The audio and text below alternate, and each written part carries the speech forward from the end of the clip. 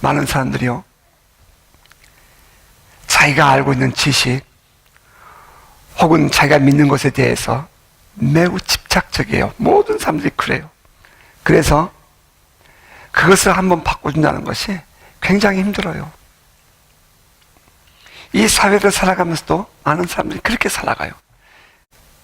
만약에 그런 습성들이 종교적인 영역에 들어가 버리면, 한번 이 자리에 빠지면 나오기가 어려워진다는 얘기예요.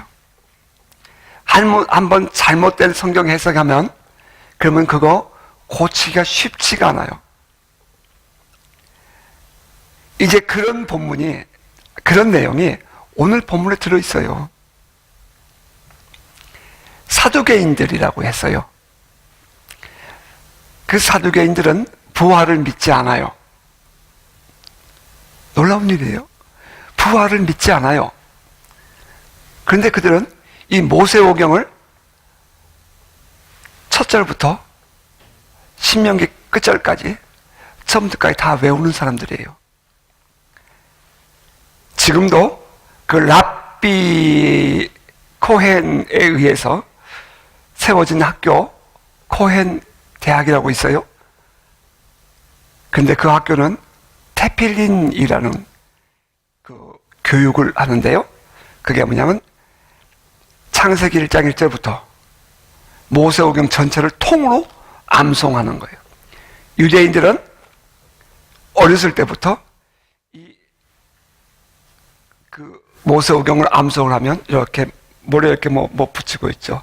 말씀을 이마에 붙이고 다니는 거예요. 그래서 성경을 통으로 암송하죠.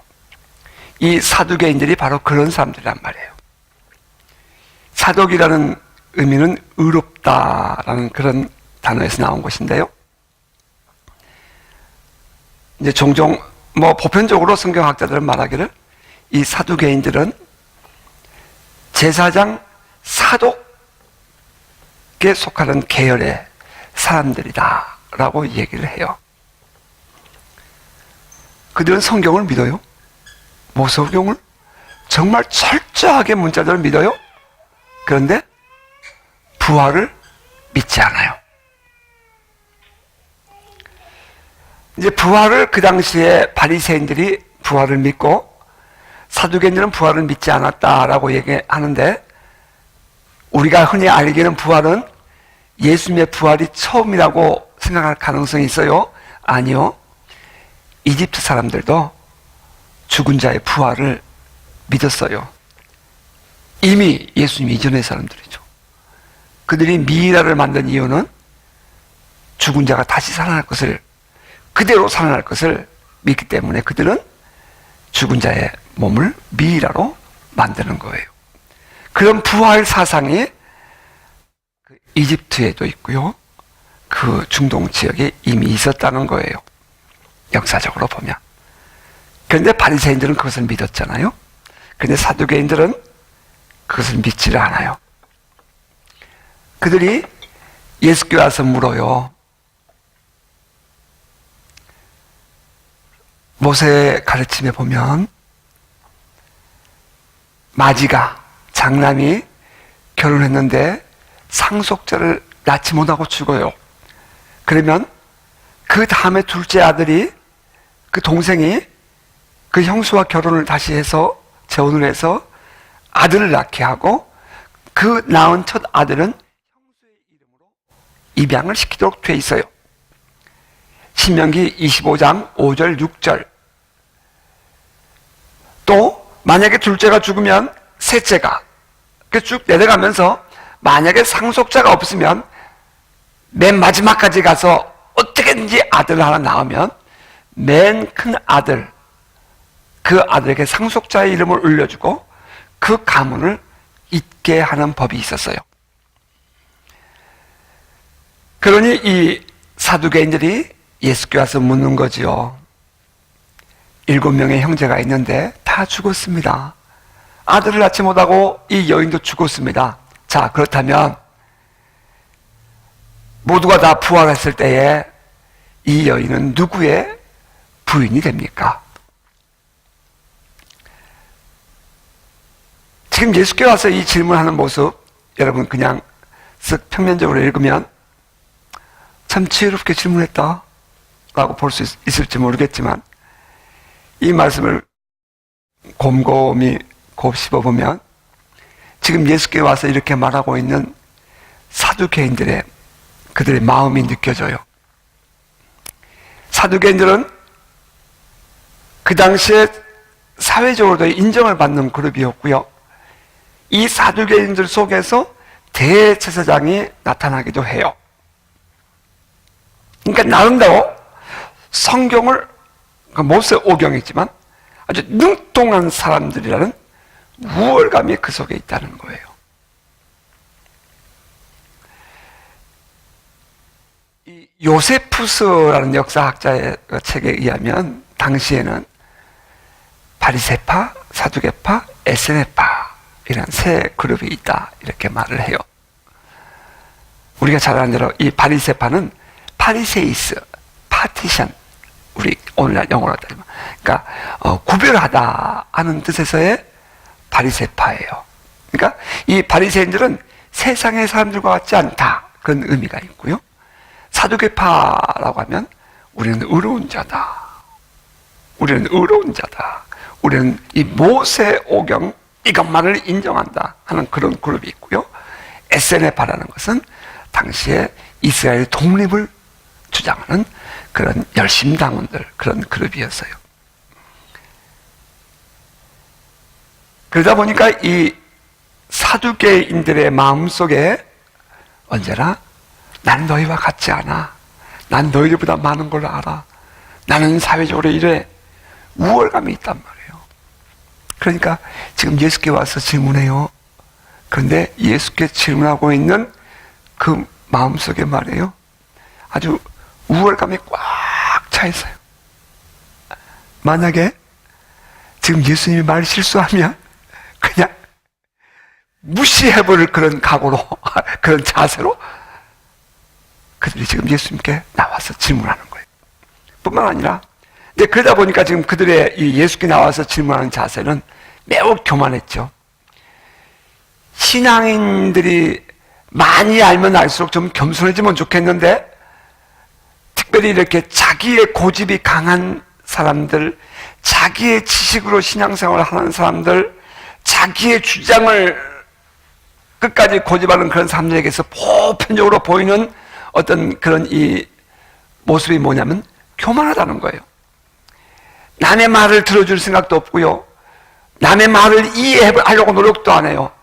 그냥 우월감이 꽉 차서 교만한 자세예요. 그래서 무조건 상대방을 무시하는 그런 자세들이 보편적으로 그들에게서 보이는 거예요. 제가 어저께 그 무스 케이크 맞죠? 무스 케이크라는 것을 먹었어요. 저는 그 케이크를 먹는데 그게 무스 케이크가 뭔지도 모르고요. 제가 아는 것은 고구마 케이크, 초콜릿 케이크 그런 것밖에 모르는데 어저께는 무스 케이크라는 걸 갖고 왔더라고요. 그런데 먹기 전에, 맛을 보기 전에 이게 어떤 거야? 저는 좀 입이 좀 짧아가지고 낯선 거, 모르는 거 이렇게 주면 잘 안 먹어요. 그러니까 이제 저에게 열심히 설명을 하는 거예요. 그러다가 전 설명을 들어도 모르겠고, 설명한 사람도 잘 모르겠고, 답이 뭐냐면 맛을 보세요. 먹어보시면 알아요. 그게 답이었어요. 제가 이제 어떤 글을 보다가 한국에 있는 분들에게 설교하신 분이 그러더라고요. 영상을 보다가 여러분 아보카도 맛 보셨지요? 혹시 맛을 못 본 분 계세요? 그러니까 어떤 부인이 이렇게 참석한 분이 손을 들었어요. 제가 처음 여기 왔을 때 아보카도를 처음 봤거든요. 근데 이게 무슨 맛인지 모르겠고요. 저 지금도 아보카도 맛 설명을 못 하겠어요. 만약에 저에게 아보카도를 설명해 보라고 그러면 저 뭐라 그래요? 먹어봐. 나 설명 잘 못 하겠어. 먹어봐. 성령의 기름 부으심, 성령의 은혜, 그거 어떻게 설명해요? 체험해봐야 알죠. 사두개인들이 부활에 대해서 믿지를 않아요. 그러면서 예수께 와서 부활이 없다 하는 것을 기정사실화하고 지금 비아냥거리면서 예수께 질문하는 거예요. 부활에 대해서 모르잖아요. 부활에 대해서 전혀 받아들일 마음도 없잖아요. 그러면서 지금 예수께서 비아냥거리는 거예요. 지금 예수님과 논쟁하고 있는 이 분위기는 바로 그런 분위기예요. 종종 우리가 신앙생활 하면서 이런 경우들 봐요. 예수님의 진리잖아요. 예수님이 지금 그 앞에 계시잖아요. 근데 그 예수님 앞에서 진리를 모르는 자들이 진리를 다 아는 것처럼 지금 비아냥거리면서 지금 말하고 있는 거예요. 가슴 아프죠? 그랬더니 예수께서 야, 너희들 가시나무 불 붙었을 때에 모세가 올라가고 모세가 거기서 하나님을 만났을 때 하나님이 모세에게 한 말도 읽어보지 않았느냐? 너희가 성경도 또 하나님의 능력도 알지 못하기 때문에 오해하고 있구나. 그때 하나님이 나는 아브라함의 하나님이요 이삭의 하나님이요 야곱의 하나님이라고 하지 않았느냐? 하나님은 산자의 하나님이요 죽은 자의 하나님이 아니니라 라고 답을 줬어요. 다른 설명 안 해요. 딱 그 말만 해요. 마태복음, 마가복음, 누가복음 똑같이 공이 이 내용을 기록하고 있는데 예수께서 다른 설명 안 했다는 거예요.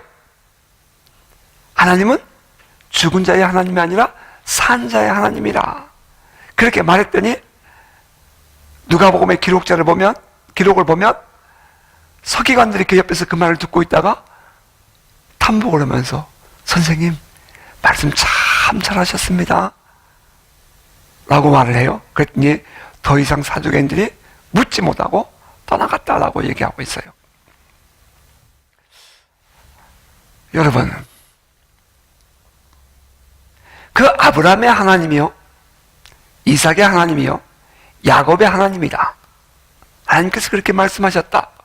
하나님은 죽은 자의 하나님이 아니라 산 자의 하나님이다 하는 그 말이 어떻게 해서 부활을 믿지 못하는 그들에게 답이 될 수 있었을까요? 여러분, 한 번쯤은 생각해보고 질문해봐야 되지 않겠어요? 아니, 제가 볼 때는 도대체가 부활이 없다고 와서 지금 비아냥거린 그 사람에게 부활에 대한 설명을 해줘야 될 터인데, 예수님의 말씀이죠. 예수님이 대답하기를 부활에 대한 설명을 하지 않고 하나님은 산자의 하나님이다 하는 그 말씀 한마디로 사두개인들도 손을 놔버렸고 그곳에 있는 서기관들도 예수님을 향하여 이렇게 책망하고 싶은데 이제 곧이어서 이제 사두개인들이 등장합니다. 다음 주에는. 그 사람들이 탐복했을까요? 도대체 왜 이 산자의 하나님이라고 말씀하신 이 내용이 부활에 대한 대답이 될 수 있었을까 하는 것입니다. 저는 오늘 여러분에게 그 부분을 좀 전해드리고 싶어요.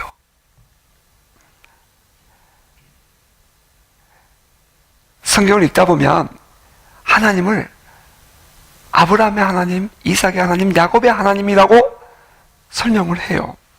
그래서 여호와 하나님이라고 설명을 해요. 그런데 그 하나님에 대한 이해가 솔직히 어려웠어요. 그래서 많은 책들을 찾아보고 주석들을 읽어보고 많은 설교하는 분들의 설교를 들어봤어요. 그런데 공통적으로 대부분의 분들이 이렇게 해석을 해놨어요. 이 본문에 대해서 아브라함의 하나님, 이삭의 하나님, 야곱의 하나님이라는 이 말은 아브라함은 옛날에 살다가 죽었고 이삭도 옛날에 육으로 살다 죽었고 야곱도 육으로 살다 죽었지만 그들은 지금 영으로 하나님과 함께 계신다. 그러므로 그 아브라함의 하나님, 이삭의 하나님, 야곱의 하나님, 그 하나님은 바로 부활한, 그러니까 영으로 존재하는 영원불변의 하나님이시다. 저는 그 말이 다 이렇게 요약하면 돼요. 이렇게 이해를 해놨어요. 그래서 하나님을 설명하면서 영원불변의 하나님,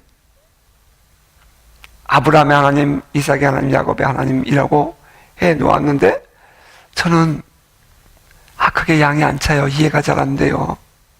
그래서 또 이제 그 말씀을 묵상하면서 전 이렇게 이해를 했어요. 자, 아브라함의 하나님. 그러면 아브라함이 갈대아 우르에 있었을 때에 그에게 나타나셔서 너는 너의 본토 친척 아비집을 떠나 내가 너에게 지시할 땅으로 가라 라고 말씀하셨던 바로 그 하나님이죠. 아브라함이 가나안 땅에 들어가서 우리가 생각하는 것처럼 믿음이 좋게만 살았으면 좋겠는데, 그가 흉년이 들자 남방으로 내려가다가 애굽에 가서 바로 왕에게 이제 만남이 이루어지게 되고 자기 아내를 빼앗기게 되잖아요. 그런데 사람들에게 자기 아내 때문에 자기가 죽을까 싶어서 겁이 나가지고 이 여인은 아내란 말을 못하고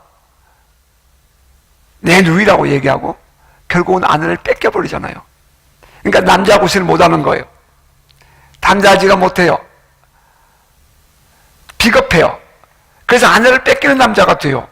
근데 하나님께서 그 위험한 위경에서 하나님이 그 아내도 건져주시고 아브라함도 건져주시고 또 재물을 붙여가지고 다시 돌려보내기도 하죠.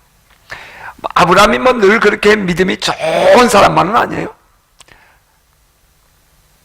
하나님의 사자가 와서 때가 되면 아들을 주겠다 그러니까 비웃은 사람이에요. 아브라함도 못 믿었던 사람이라고요. 근데 그 믿음 없는 아브라함을 믿음의 사람으로 바꾸어 주시고 신앙을 키워 주시면서 이제 계속해서 그렇게 해서 우리의 믿음의 조상이 되게 하셨다 이 말이에요. 누가? 하나님이.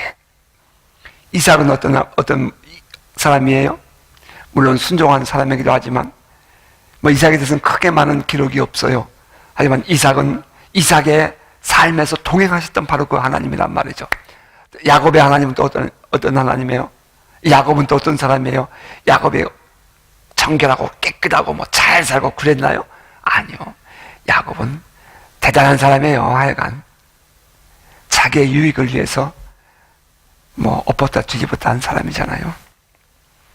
그런데 그런 야곱에게도 언약을 주시고 한번 약속을 주시고 변하지 않았던 하나님이란 말이에요.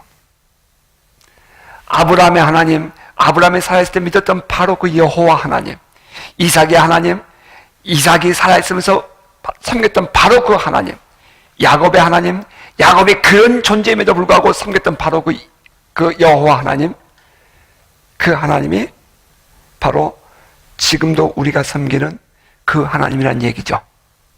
여러분 아멘입니까? 아브라함이 실수하고 야곱이 넘어져요. 그래도 그때 그 야곱과 아브라함, 이삭을 용서하시고 품어주시고 때로는 어그러진 길을 가면 고쳐주시면서 그들을 양육해 주셨던 그 하나님이 바로 지금도 여러분 우리의 하나님이라는 거예요. 아멘이에요. 한번 약속하신 그 약속에 신실하시기 때문에, 신실하다는 말은 변함이 없다는 말이에요. 그 약속하신 하나님은 절대로 변함이 없기 때문에 아브라함에게 행하셨던 것처럼 오늘 여러분에게도 행하시고, 야곱에게 행하셨던 것처럼 오늘 우리에게도 행하시는 바로 그 똑같은 그분 하나님이십니다. 아멘. 산자의 하나님이라는 말은 바로 오늘 우리와 함께 계시는 살아계신 하나님이라는 의미가 첫 번째 들어있습니다. 아멘이에요? 여러분 지금 하나님이 살아계셔요. 혹여나 때로는 실수하기도 하고 넘어지기도 해요. 내 마음에 죄책감도 들 때가 있죠. 왜 없어요? 있지요. 내가 가지고 있는 성경이 우리에게 주고 있는 기준이 매우 높아요. 그래서 우리가 육을 입고 살아가면 우리가 열심히 살아가도 이거 온전히 이루지 못해요. 그래서 우리에겐 예수가 필요하죠. 그래서 우리에겐 십자가가 필요한 거예요. 그래서 우리가 반복적으로 우리의 죄를 회개하고 고백하고 노력해서 우리가 그렇게 살지 않도록 애를 쓰는 거예요. 옳아요.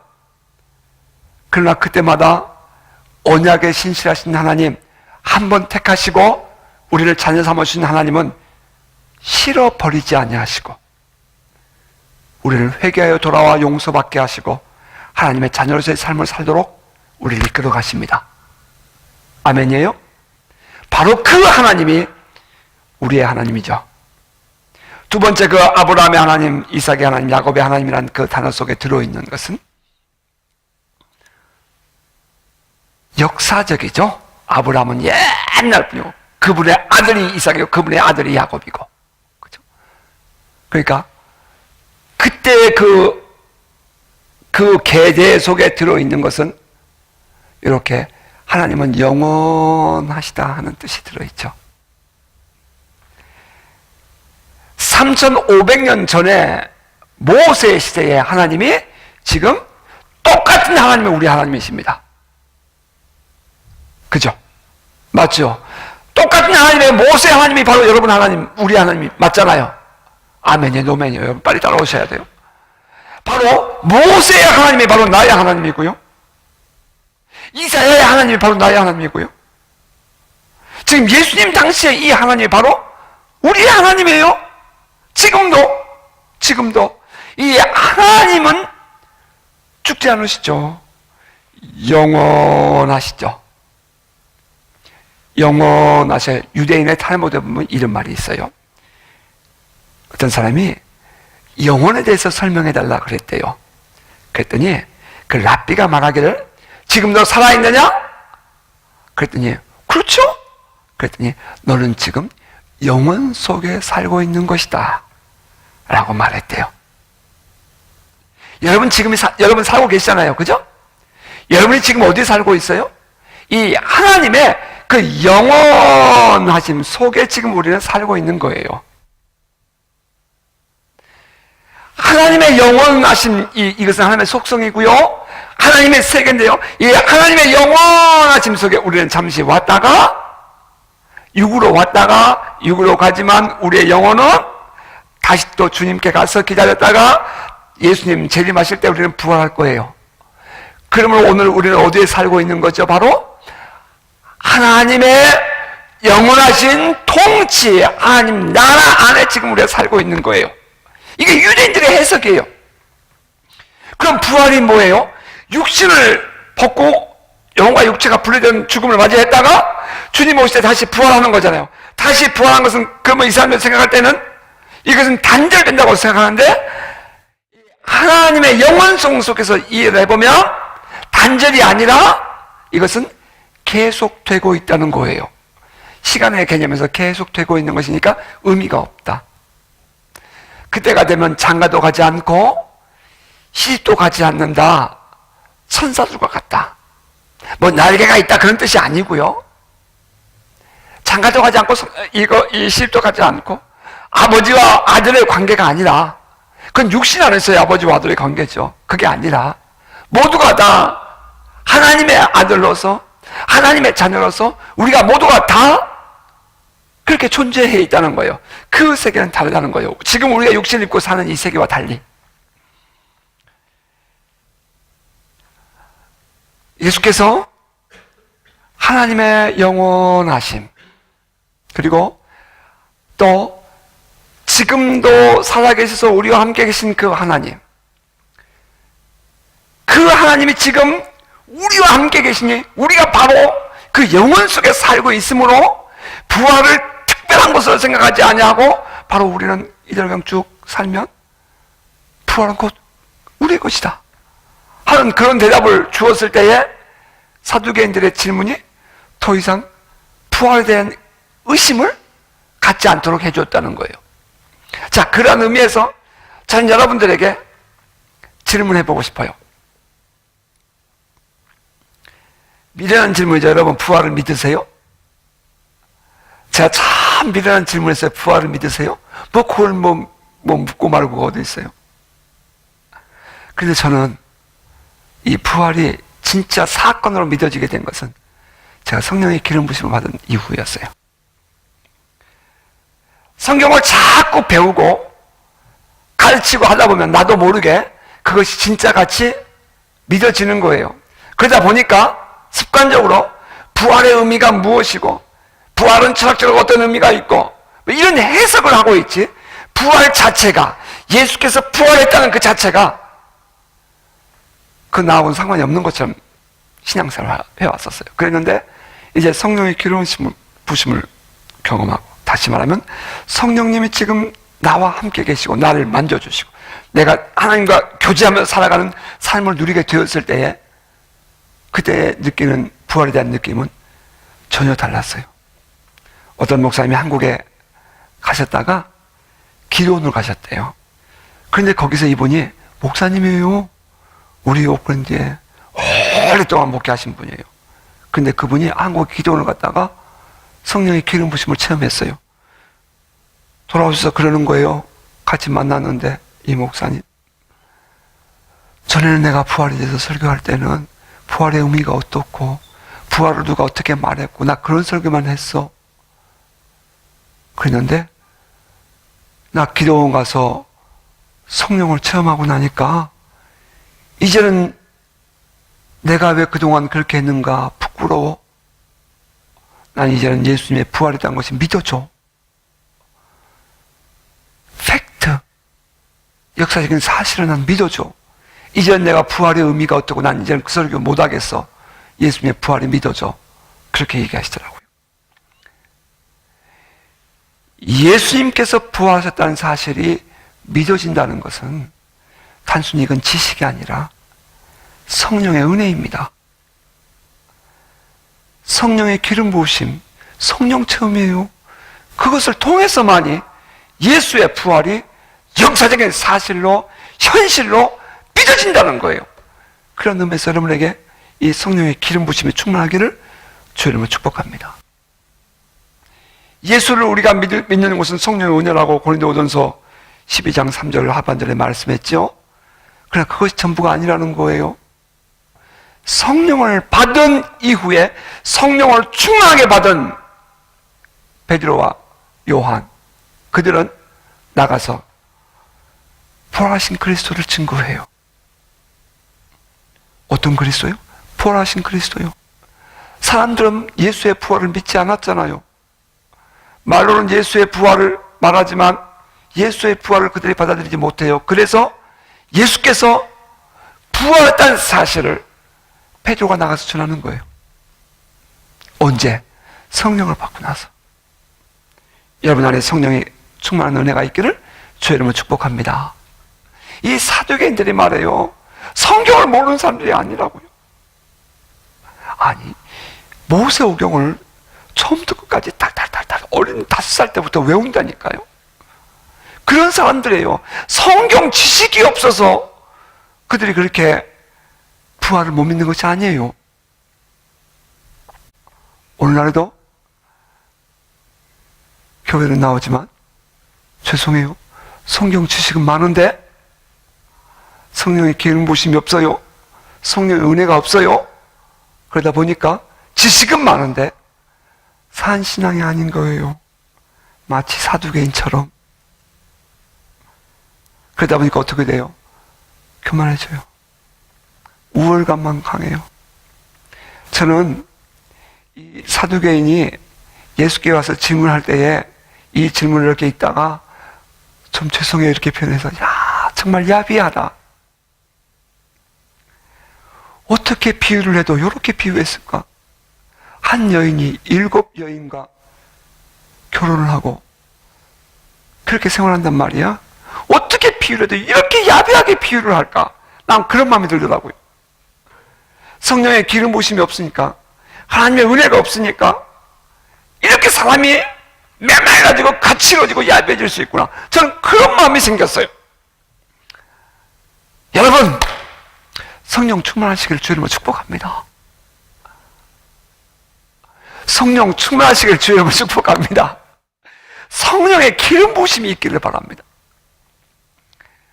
한 2주 전에는 밤에 이렇게 이제 책상에 앉아 있는데 밤에 12시 넘어서 막 기도하고 싶은 마음을 막 주는 거예요. 아, 주님께서 나 부르시는구나. 막 기도하고 싶은 마음이 막 와요. 주님께서 부르시는구나. 그래서 밤에 혼자 여기 내려와서 1시간 반이나 있었을 거예요. 혼자 앉아서 기도하면서 주님과 이렇게 대화해 가면서 그런 기도를 했어요. 여러분, 주님과의 친밀감, 주님과의 사랑, 주님과의 깊은 사귐이 더해가는 은혜가 있기를 주의 이름으로 축복합니다. 단순히 그냥 성경 지식으로만 아니라